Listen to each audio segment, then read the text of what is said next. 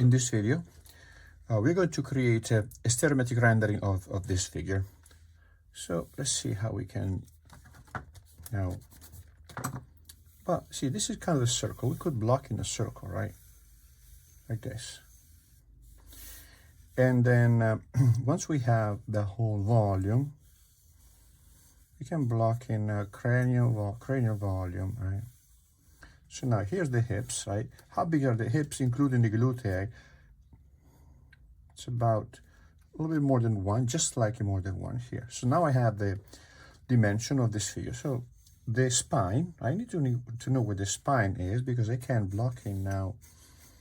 See how it's, if I keep this line of the spine going, it gets very close to the back of the head. So now the back of the, kind of in line with the back of the head here.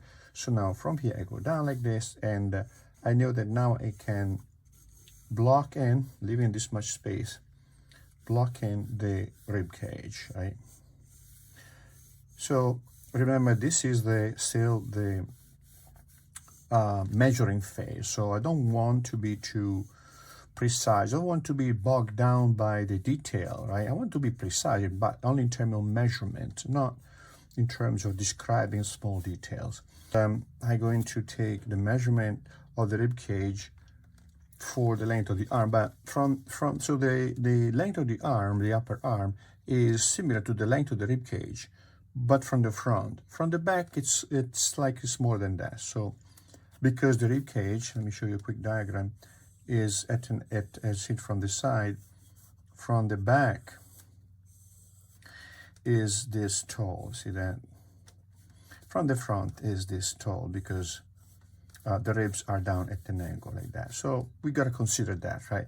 We could also do this, simply do this. Take this measurement, bring it down here, and you see how that is slightly shorter than the rib cage. All right, so take this, bring it here.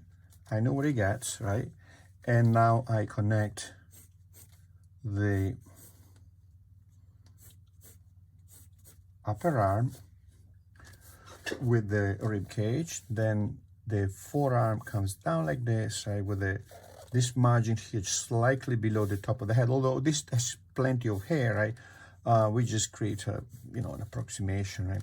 When we begin the drawing, we create the first set of proportion relationship, let's say head, rib cage, and pelvis, correct as much as possible, because those then they become my measurement, my ruler, right? I use those to develop the other measurements. So if this is correct, when I then attach a leg and I try to figure out the position of the leg, I refer to this, right? When I attach the arms in here, I refer to this, right? I see how is this position, how high is this compared to the bottom of the rib cage, etc., etc.